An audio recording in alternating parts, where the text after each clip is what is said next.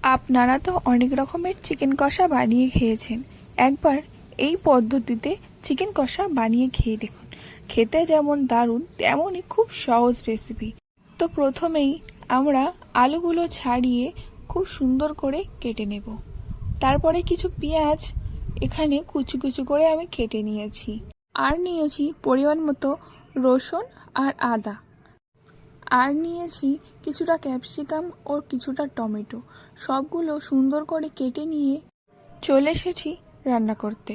দেখুন, কড়াইতে তেল দিয়ে তার উপরে কেটে রাখা আলুগুলো দিয়ে তার উপরে দিয়েছি আমরা লবণ আর একটু হলুদ।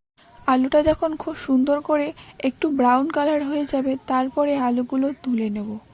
তুলে নেওয়ার পরে ওই কড়াইয়ের উপরে দিয়ে দেব কিছু গোটা শুকনো লঙ্কা আর দেব গোটা গরম মশলা।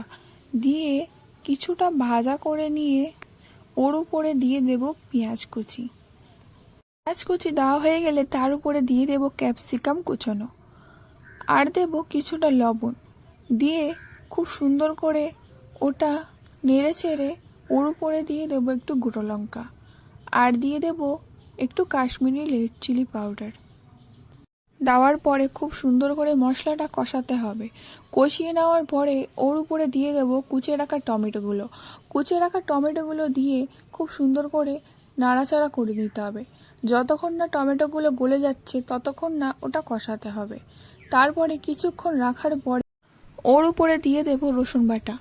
রসুন বাটাটা দিয়ে খুব সুন্দর করে সেম কষাতে হবে, যাতে রসুনের গন্ধটা চলে যায়। রসুনের গন্ধটা চলে যাওয়ার পরে ওর উপরে দিয়ে দেব আদা বাটা। আদা বাটা দিয়ে খুব সুন্দর করে নেড়ে তার উপরে দিয়ে দেব হলুদ। হলুদ দিয়ে খুব সুন্দর করে ফের কষাতে থাকবো মশলাটা। যখন মশলাটা খুব সুন্দর করে কষে যাবে, তার উপরে দিয়ে দিতে হবে ধুয়ে রাখা মাংসগুলো। মাংসগুলো দিয়ে মশলাটার সাথে খুব সুন্দর করে মিক্সড করে নিতে হবে। নিয়ে যতক্ষণ না মাংস থেকে জল ছাড়ছে ততক্ষণ না মাংসটা কষাতে হবে।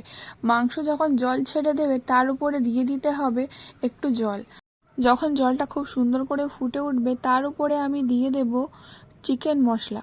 চিকেন মশলা দেওয়ার পরে ফুটিয়ে নিয়ে নামিয়ে নেব। তো দেখতেই পাচ্ছেন আমার এখানে চিকেন কষা রেডি।